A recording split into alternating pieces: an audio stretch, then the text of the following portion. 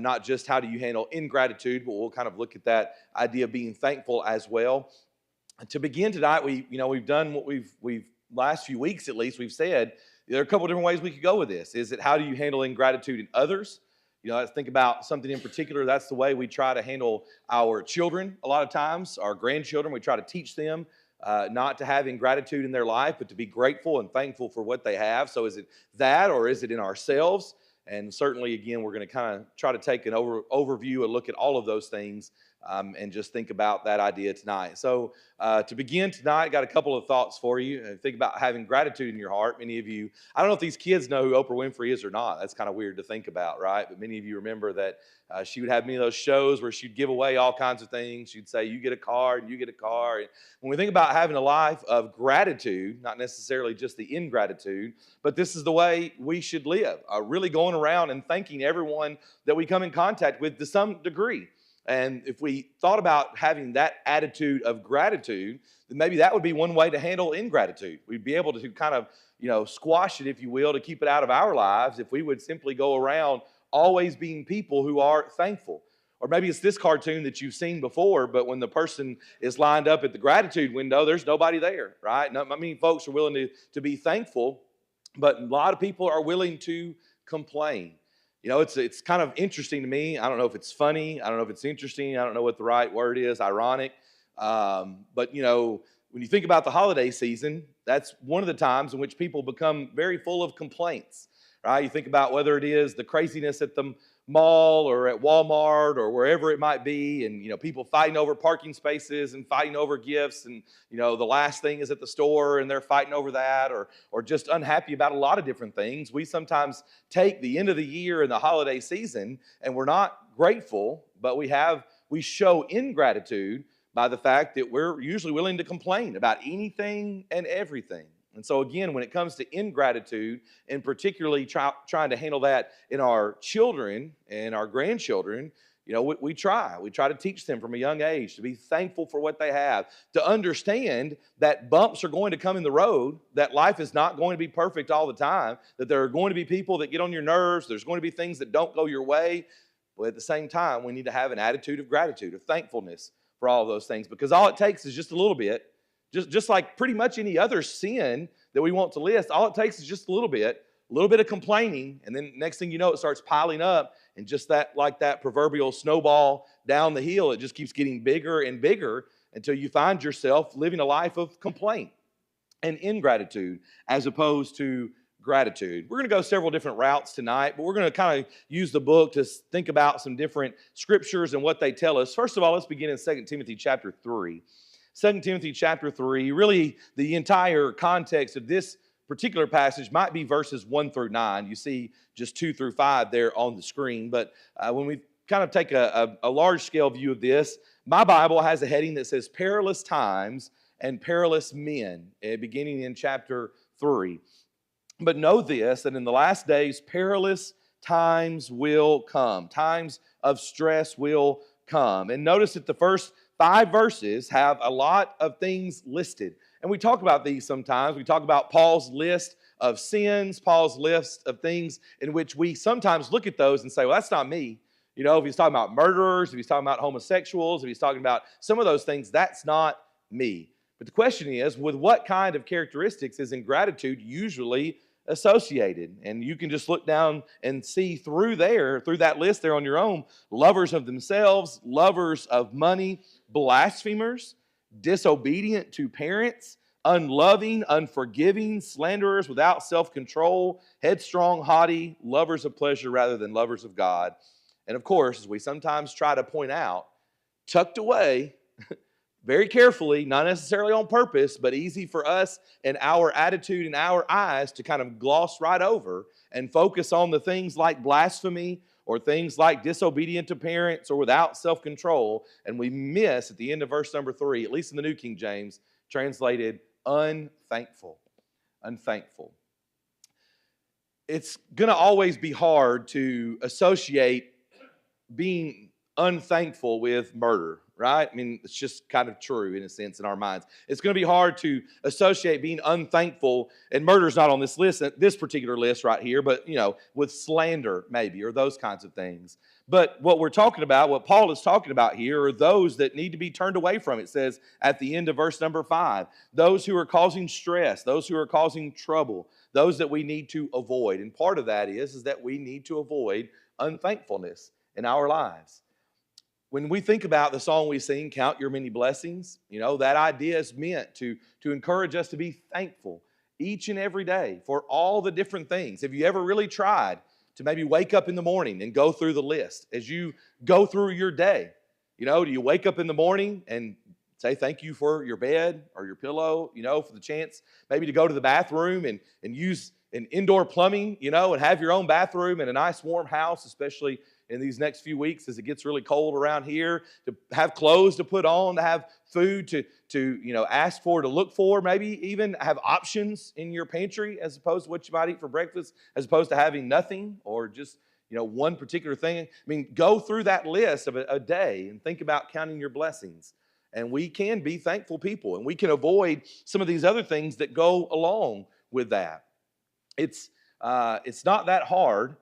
But as we think about that last picture of the complaining, that's pretty easy sometimes. And we don't necessarily have to have a window lined up and a bunch of people to follow. We can find ourselves coming to that complaint window time and time again and not going to the thankful, the gratitude window. And so again, thankfulness is something that we probably should treat, very, very seriously, especially in the country that we live in, especially with the ways that we are blessed. Let's look, I don't have a slide for this one, but turn over to 1 Thessalonians chapter 5 and verse 18. I put a few questions on the slides, but for the sake of time and maybe discussion as we go around, I left a few out. But 1 Thessalonians chapter 5, you're familiar with this particular passage, but of course, verse 16 says, rejoice always, got it. Verse 17 says, pray without ceasing, got it. Verse 18 says, in everything give thanks, for this is the will of God in Christ Jesus for you. When we think about giving thanks, we should give thanks in everything. For what should we be grateful? Everything. Now, as I mentioned in the illustration just a moment ago, it's really easy to wake up and, on the other hand, sometimes and be thankful for some of the major things, some of the things that make us feel good, but are we thankful in everything? I sometimes talk about that when I was younger, probably one of my favorite passages was James chapter 1, verses 2 and 3. My brethren, count it all joy when you fall into various trials, knowing that the testing of your faith produces patience. No one, probably pretty safe to say, no one in the doctor's office or at the hospital jumps up and down when they're given a cancer diagnosis, right? No one says, yes, I'm so excited about this. I want to thank God for this. And that's natural. I understand that. I'm not suggesting that we would do that. Someone gets called into the office to the boss, they lose their job. No one's probably going to, again, raise their hand, thank you very much for firing me. That's going to be so great for me. We don't do that. And it's kind of facetious to think that way. But what James is making the point here, and really kind of what Paul is saying as well, in everything, that even in the difficult times, that we learn to look at it as a chance for something good to happen. Now, if someone gets cancer and then they suffer very greatly, maybe it's much further stage and they don't have very long in this life, they begin to suffer. There's really no joy in that most of the time at all. But we need to realize that we can give thanks for the things of this life. Sometimes it's the suffering that helps us to realize the beauty and the glory of heaven that we should long for. At the worst, again, it doesn't make the sickness and the pain and suffering of something like an illness just go away and not be a big deal. But it does provide some perspective to us to help us begin to try to be thankful to God in everything that we face. Through the tears, through the sorrow, through the fussing and the fighting or the arguing of difficult times. I mean, maybe. And maybe there's a period where you're not exactly thankful for those things. But we need to keep in mind that we've got to strive for that. That these passages that we've looked at, and plus more that we don't have time to get into all of them tonight, remind us that this should be something that we should be striving for. How do you handle ingratitude? Well, you try to be thankful in everything, even the things maybe that don't provide you joy just on the surface. Because when we count our blessings, I think we do usually associate that with I have all of this stuff. I have all of these comforts. I have all these benefits. And yet sometimes as we think about going through this life, the down times, the struggles should also cause us to give thanks to some degree. You never know anyone that came out of a struggle on the good side. Maybe they became faithful. Maybe someone, because of a sad situation or a struggle, decided to become a Christian. I mean, those things are there. Again, once again, that's a good thing that makes us feel good, that maybe we can. But it's an attitude that we have to sort of craft through the highs and the lows. Comments or questions here? I'm sorry, Freddie's not in his usual spot over here, so I'm going to be thrown a little off tonight. I apologize, but go ahead, Freddie.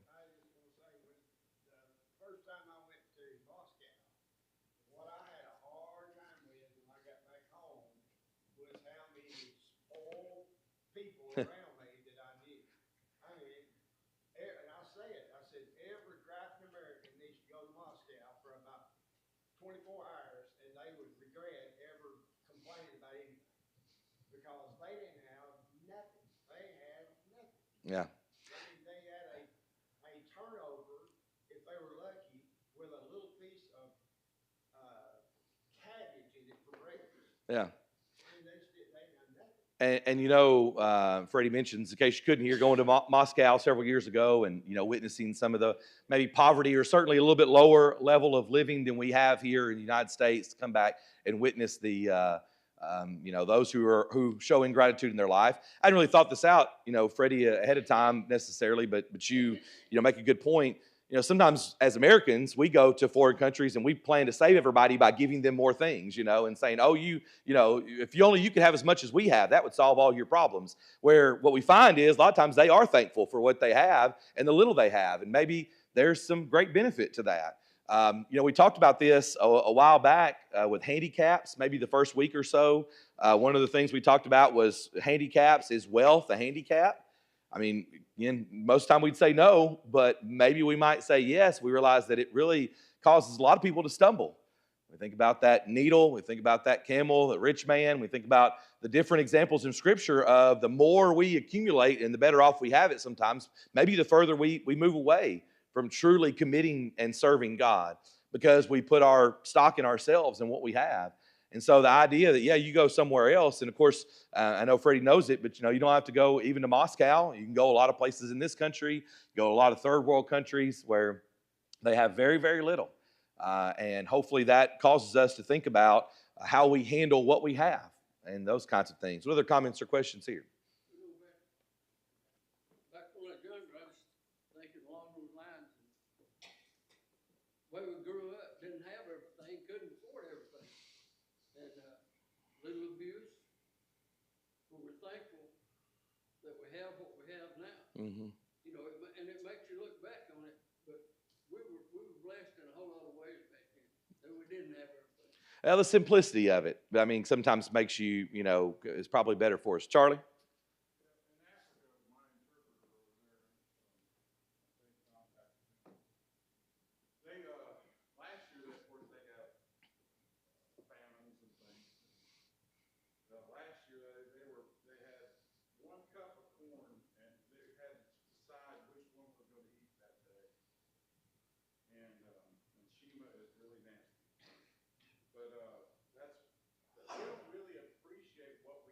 Yeah. You go there for a while, like Brother Freddie said, in Africa, they're extremely poor. Yeah. And another note, if you have cancer and you survive cancer, it gives you a feeling of gratitude for every day you have. A lot of folks, you really appreciate what you have a lot more, I think, if you go through something like that and you survive. Yeah, those scary moments where you're not sure what lies ahead of you. Back to what Robert was saying for just a moment there. I've never really fleshed this out again. I was kind of reading something the other day that brought up that idea of how far, our country has come in good ways, in some ways not so good. That idea that, my parents didn't have to do this, or my parents did this, or they did that, or my grandparents did this or did that. I've not kind of fleshed it all out in my brain as a theory, but, maybe that's one of the problems, Robert, a little bit with our country. We want to blame a lot of things, a lot of people, but maybe ingratitude or the ease of life has been a big problem. for us. When you think about older generations that work very hard, the kids work very hard. The family was a unit and worked very hard to live through life and understand places and roles and those kinds of things was probably of a great benefit. And as this country, and not just this country, but overall, our comfort level, the things that we have, the ease of obtaining that has probably made us, have a little more gratitude. Made people feel a little more. The other word here might be entitled, right? We're entitled to all of these things because everybody else has it or everybody deserves it. Whereas, that's not always been the case. And I don't want to go all the way down that rabbit trail tonight, maybe, but it's something to consider because as we have had more and more given to us, then it produces that. Freddie. Well, every time you look at the Old Testament, every time Israel was prosperous, that's where they forgot God. Sure. Excellent point. It should have been, that was when they recognized they were being blessed. Instead, they thought it was their own selves that made it wonderful, and they turned back on God. I think it comes around maybe towards the end here in this particular, the way he has the questions here on this page. But one thing he didn't do is point that out. But I think that's a great idea as we think about the Old Testament and the children of Israel and how they are there for our learning. But that's exactly true. Every time they had that comfort, then they, look at what I've done. And I think Paul mentions that. It's one of the verses we may come back around to. But the idea, and even Jesus mentions it a little bit, of us and our thinking on when we have and what we have and how we should treat that. Yeah, Victor?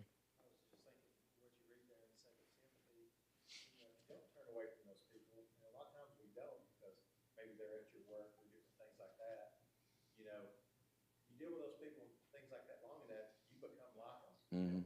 Yeah. You know what I mean? It's real easy to slip into that mindset. And you know what I mean?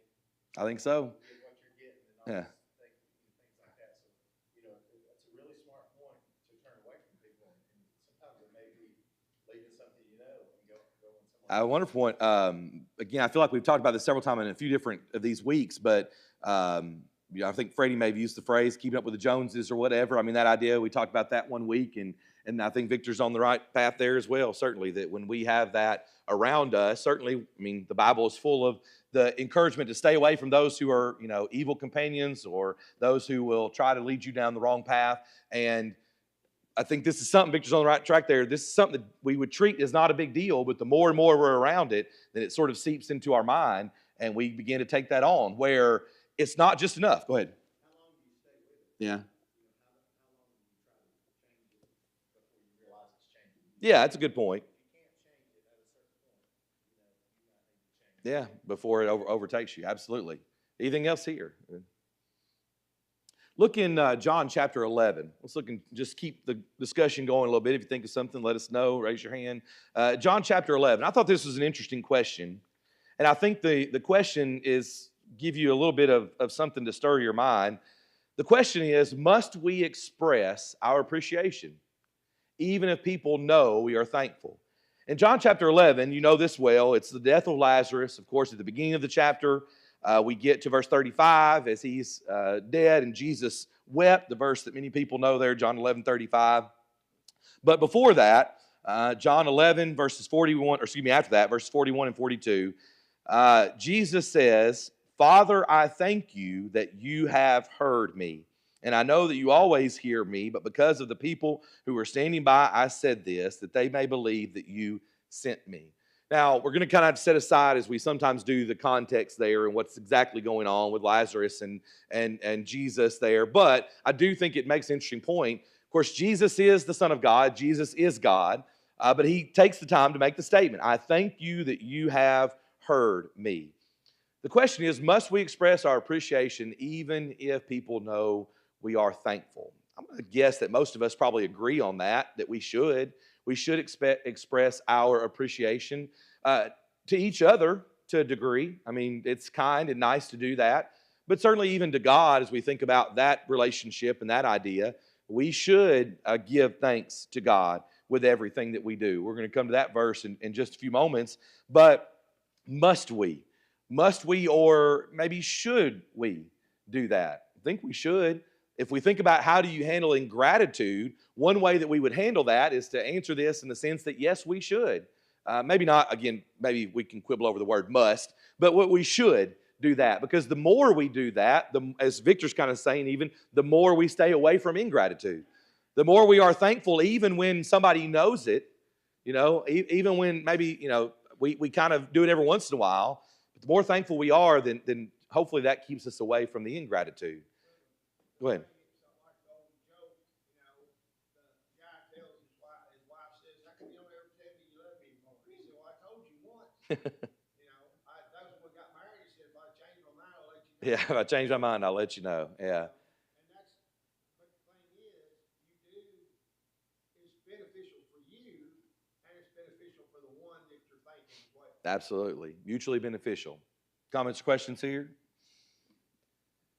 A good habit I think we should certainly go through.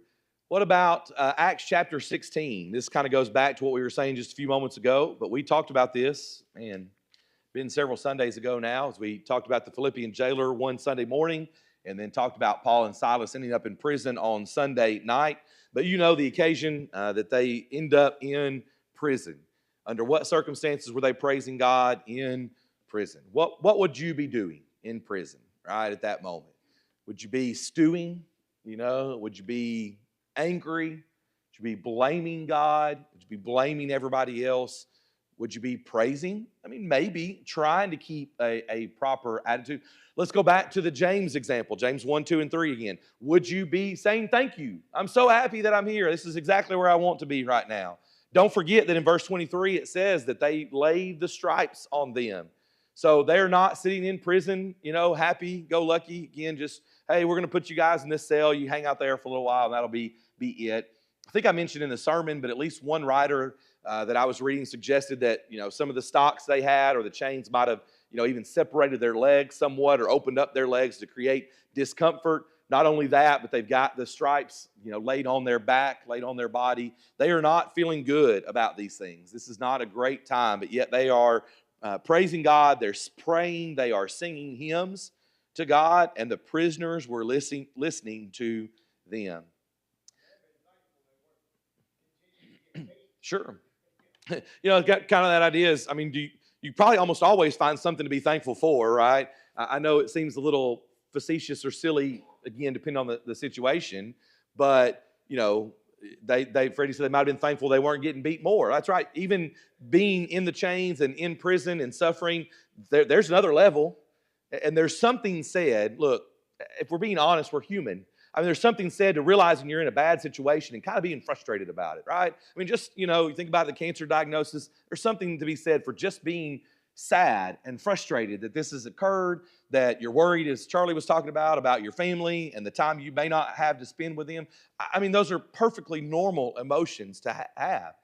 And then at the same time, to also realize that maybe you're thankful that, yes, it's a diagnosis of cancer, but it's an early stage and we caught it and we have something we can do about it. And there are others who have suffered worse, and trying to kind of play, I don't know if play the game is the right way to say it, but kind of play that game in your mind of understanding that, man, it's perfectly normal emotions to be frustrated with something, but also to look at the other side and say, I can be thankful maybe that I'm not that far or that worse.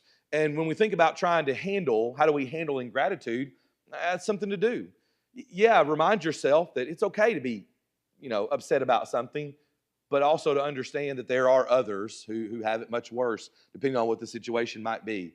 And then notice real quick here, and we can take other comments, but verse 25 again at the end, but the prisoners were listening to them. This wasn't a question from the book, but what is our gratitude? What benefit does it have? Well, it helps us, as Freddie said, kind of in the moment maybe, realizing that you're suffering, but it could be worse, can help you endure the bad part of something. But also when we show gratitude, when we express that and have ways of showing that, there are people hopefully who recognize that. And it's a benefit. How do you let your light shine? We talk constantly, I feel like. We say that all the time. How are we let our light shine? What are we supposed to be doing in our community? Well, there's a lot of things we need to avoid, right? We need to avoid the angry outbursts on the ball field or in the gym. We need to avoid, stealing from customers or stealing from our company if we're an employee. There are a lot of things we can avoid, but even as Victor pointed out sometimes, even in just employee-to-employee relationship, when we promote an attitude of thankfulness, we promote an attitude of avoiding certain behaviors, avoiding certain language, we're letting our light shine. You know, how can we show we're faithful to God? Well, we talk a lot sometimes about attending services, you know, and that's true. That's one way we show we're thankful to God, and one way we, thank God for what He's done is we worship Him. We show up. There are a lot of other ways. How do we show self-control? You know, how do we practice self-control? You know, one way we practice self-control, well, you get up and you go to services on Sunday morning when maybe you don't want to. You kind of deny yourself and say, I'm going to, show some measure of, even though this is not what I want to do, maybe I want to be sleeping in, I know this is something I need to do. How do you let your light shine? A lot of different ways. But one way would be to have an attitude of gratitude as you go through things. Both the major things, in life, if your company is aware of personal situations you have and you're still showing some gratitude, but Victor points out, just the day in and day out things that you're going through is a good opportunity to let others hear you, because they're listening. They're often listening, and they're beginning to form an opinion about what it means to be a follower of Christ, a follower of God, based on even our level of gratitude or ingratitude. What else here? Comments or questions? Like the martyrs in the first century, the people observed them facing death, singing while they were being fed the wild animals, and they said, man, what do these people have if they can face such terrible things in such a positive way? And it made Christianity attractive. People said, man, whatever they got, if they can face death like that and not be running away from it, then we need to investigate this a little bit better. Yeah. Exactly the way it's designed to be. Absolutely. Robert? I remember, back through the years, you remember what older people, their faith, you can see their faith. But there's some that's always stuck in my mind. They had kinfolks coming in like for Christmas or whatever, And when it come time to go to services, they didn't stay there and cook a meal and stay there. They said, y'all stay here or you can go with me. Mm-hmm. But I'm going to church service, and I'll be back whenever I get back, and then I'll cook you a meal. But that always, to me, stuck in my mind. That's gratitude for what God has done for us. Absolutely. It's one way. I talk about this because, again, sometimes within the churches of Christ, we're accused of, simply talking about attendance and making that the main point. We're maybe accused of talking about, the passage in Hebrews and saying, well, that's it. That's your passage, not forsaking the assembling of ourselves. But we need to understand the much bigger picture when it comes to being at services and being here together. There's other, multiple reasons why we do it. Robert has a great point there. As we think about letting our light shine, as we think about it being a chance to show God how much we appreciate, it's a way to deny ourselves maybe what we would like to do in the moment, the ease of life, and showing that respect and that love for God to be assembled with His people. It's a way we show we respect our elders, because our elders say this is the time the church here meets at Dunlap is assembly. So there's just more to it sometimes than just one simple yes, no, one verse argument to say something. And when we begin to get the bigger picture, hopefully it changes our motivation and our reasoning. It helps us become better worshipers and better people understanding what we're doing. Absolutely.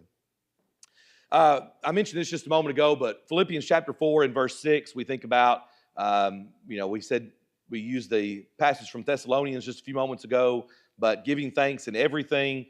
Paul gives us a key there. He tries to help us unlock. Even the New King James uses the word, there in chapter 4, verse 6, the second word there, be anxious. Anxiety and anxiousness is something that's been a bit of a buzzword or something that's been talked about more in more recent years in our society and our culture. But Paul tries to give us, the Holy Spirit by inspiration tries to give us a key here to help us unlock our anxiety. I know there's different levels of that. That's kind of a whole different discussion that people have of anxiousness and things and mental health struggles. But to some level, he says, be anxious for nothing. Okay, that's real easy to say. Again, have a cancer diagnosis. I got called into the boss's office and he fired me today. You're telling me to be anxious for nothing. Well, that's difficult. But be anxious for nothing, but in everything by prayer and supplication with thanksgiving. So what should accompany our request to God? Thanksgiving should accompany that. Let your request be made known to God. And then when you do that, when you try your best to be in prayer and supplication and do so with thanksgiving, then you can have the peace of God, which surpasses all understanding, to guard your hearts and minds in or through Christ Jesus. It's not, again, 100% perfect, a magic pill you can swallow when we think about that level spectrum of, oh, somebody upset me at work today versus the boss called me in and fired me today. Those are different things. But in everything, with thanksgiving, as Paul has said here in a couple of different passages. So when we think about our requests, we have a lot of requests. But do we accompany those with thanksgiving? You may have heard it said before. I know I have, possibly sometimes because of the young men's classes that I've been a part of or that we have put on here for our young men. But when we teach our young men to pray, and specifically to pray in a leadership role, maybe from the pulpit as a part of our worship service, but we often try to teach them, begin with thankfulness. Start there. Try to say thank you for a few things, and then you understand as you get to the request that you're supposed to request things. I mean, nobody's saying that you only should say thank you and never make requests. God wants to hear our petitions. He wants us to ask of Him the things that we need. But certainly, as Paul mentions here, accompanied with thanksgiving. And back to the idea for a moment, I think that benefits us. It helps us kind of balance that out. Understanding that we still have a lot to be thankful for, but God, in this moment, this is really hurting, or this is really difficult. I'm not excited about this. I'm struggling with this. And maybe that helps us with our ingratitude as well as we try to balance that out, even in our prayers and supplications to God. Thoughts or comments or questions there? Turn back to Luke chapter 17 real quick, because we won't take the time to go through all of this, but Luke chapter 17 is a pretty good passage that talks about thankfulness and gratitude and ingratitude. If you look at Luke chapter 17, beginning in verses 11 through 19, you'll see the story of the 10 lepers there. The lepers who come to Jesus. He says, go and show yourself to the priests in verse 14. And it was as they went, they were cleansed. You remember in verse 15, then that one of them returned and glorified God, fell down on his face at his feet, giving him thanks. And he was a Samaritan, right? We sometimes mention that as an interesting inclusion there, that he was a Samaritan. But Jesus answered and said, were there not 10 cleansed? But where are the 9? Were there not any found who returned to give glory to God except this foreigner, this Samaritan? The question that went along with this, I left it off the slides, but I think it's interesting to consider. The question that went along with this is it wrong to expect gratitude? You can mull that over for a minute, but is it wrong to expect gratitude? And as I've told you before, these booklets are real simple. That's the question and that's the verse, and then he leaves you hanging. I wrote down in my notes, I think the answer is no. I think the indication is that Jesus did expect some level of gratitude. Now, I know we're not on par with Jesus, right? He's the Son of God, but the idea that maybe, it's okay to some extent to expect gratitude. We think about the training that we give to our children and grandchildren that we've mentioned already, but teaching them, to express that, and then for us to receive that. But here's the other thing. Go back then before that section to verse number 10, and notice there that Jesus says, and I'm kind of taking the end of it, but verse 10, so likewise you, when you have done all those things which you are commanded, you say, we are unprofitable servants. We have done what was our duty to do. And so there was another question that, again, I left off for the purpose of time tonight, but we have a moment to get to. Have we earned gratitude when we have just done what we should? Go ahead. That when you're doing what you're supposed to be doing, then it's upset me for that people say, oh, that's one, when it shouldn't be, because you're simply doing what you're supposed to be doing, everybody else should be doing it too. Yeah. But sadly, so many times, that's the thing that sticks out like a sore thumb is because somebody is doing the right thing, they're put on the pedestal for simply doing the right thing. Simply doing what they should do. Yeah. I think it's something to consider. It's an interesting thought there, and interesting that these go together here in Luke chapter 17. But yes, I don't know that we should ever think we've earned it. We should simply do what God has, commanded us to do, to have that attitude of giving, of service that He has requested for us to do. But even back to Freddie's point there to start that, his comments, and as we've said, we would do well to still express that, even though, as Freddie's saying, is the one who was doing the good deed, he's not trying to earn it.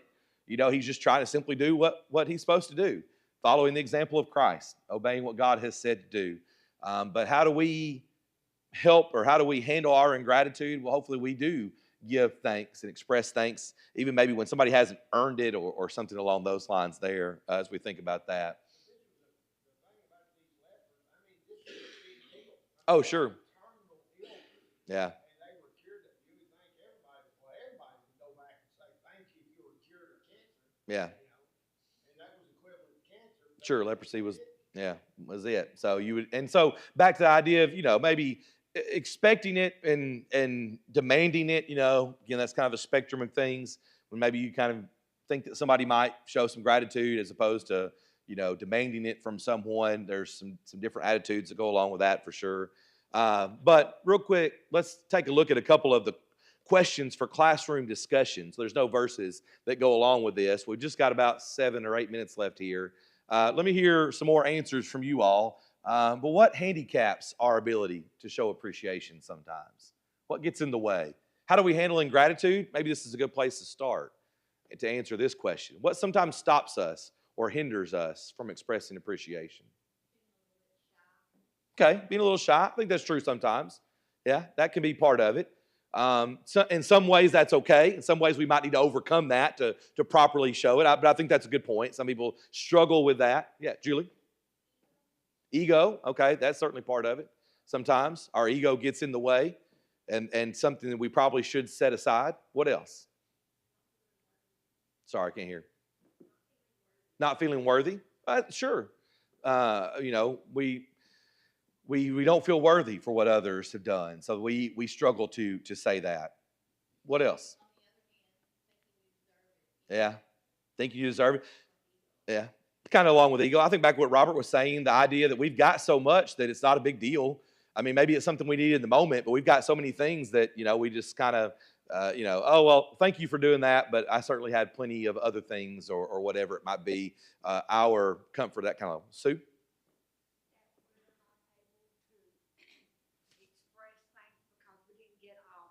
There you go. That's true too. We didn't get all we thought we should get. All right. I mean, these are attitudes that people have. These are attitudes we might have had at some point. Maybe they've not totally taken over our lives, or it's not something we have a problem with all the time. But maybe we felt that just a little bit. Certainly that we expect a little bit more than that. Anything else here? Those are the things we've got to try to overcome, to try to understand. And it's back to, kind of the idea of what have we ever earned? What do we really deserve? And that's back to, I think, what Robert was saying. I was kind of trying to piggyback on, but it seems like the attitude that has been fostered among a lot of people in this country, because the great blessings we have, is that they're entitled. I deserve that. You owe me that.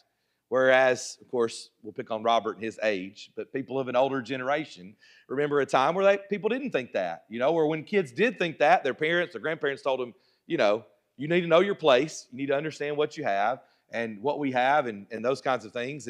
And so, but that entitlement that we sometimes feel causes us to let our ego get in the way, or our pride get in the way, or, even as Sue said, that we thought we should get more out of it. We've got to be on guard against those things and not allow them to stop us from properly expressing our appreciation to others. What about this one? What are some ways that we can express our appreciation to others?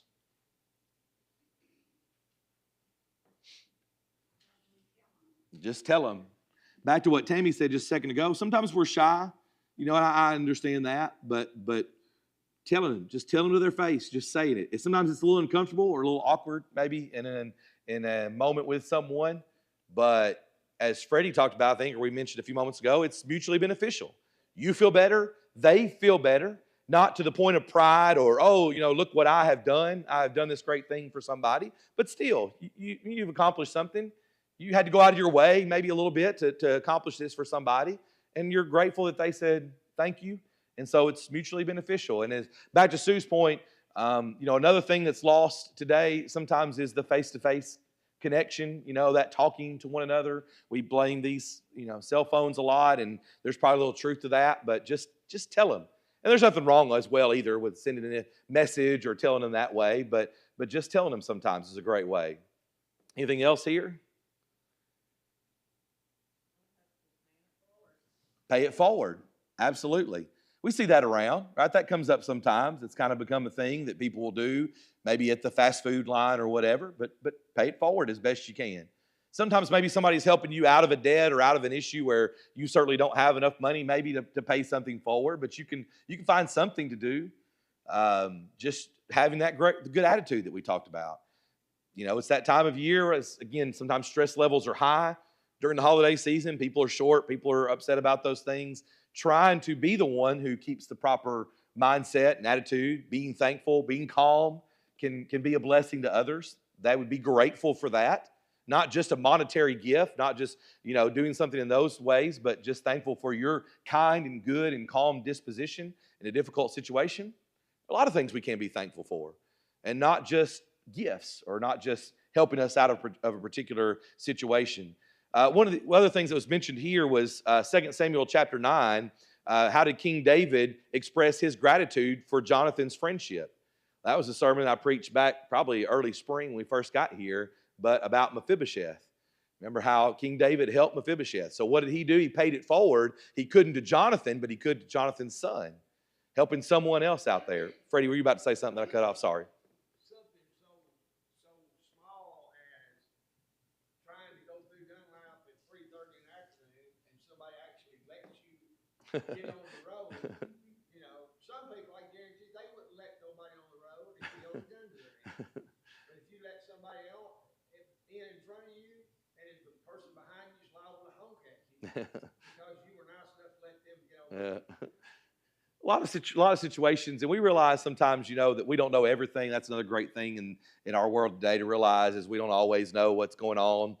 When traffic gets backed up, everybody's honking and yelling, and then you get to the front and realize, some accident had occurred or somebody had fallen trying to cross the road. And, we just don't know. Trying to keep the right attitude about those things would help a lot when we think about different situations, and trying to keep the proper mindset and frame around all the things that we go through in a day, understanding that people are facing all kinds of various issues on a day would help us as we think about trying to handle those different situations for sure. Anything else here? Just a couple minutes left about gratitude or ingratitude. I thought this was not the most exciting lesson to kind of end on, but as we think about a new year, and a lot of times we are thinking about gratitude, maybe New Year's resolution is to be more thankful or to try to make that list. Do that. Take advantage of those opportunities. Count Your Many Blessings is a great song, and going through those things is a good exercise. But I think we'd be surprised sometimes, even as Victor kind of pointed out there, the illustration of a workplace or employees or friends who are just talking, you'd be surprised how far gratitude can go. Avoiding the ingratitude can go to helping you make friends, helping you encourage others. And even as Freddie said, the light that we can shine, hopefully people realize, how is it? We talk about this a lot sometimes with funerals, right? How is it that Christians can show up to a building and shed tears because they've lost a loved one, but also carry with them some level of smile or laughter amongst that? Well, it's because if the person who died as a Christian, then other Christians are looking at that, is thankful for the life they lived, for the example they set, knowing that there's something greater that connects us and something greater that is waiting beyond, as we sometimes say. And so hopefully people look at that and say, why is that different? I want to be a part of that. Well, we can take it on maybe a macro level like that, but even bring it down to a micro level of just day in and day out situations and trying to be grateful people. Both in the new year, both as we turn the corner and think about the few days and weeks and the year ahead, but certainly all throughout our lives. So appreciate your good comments and questions and discussion tonight.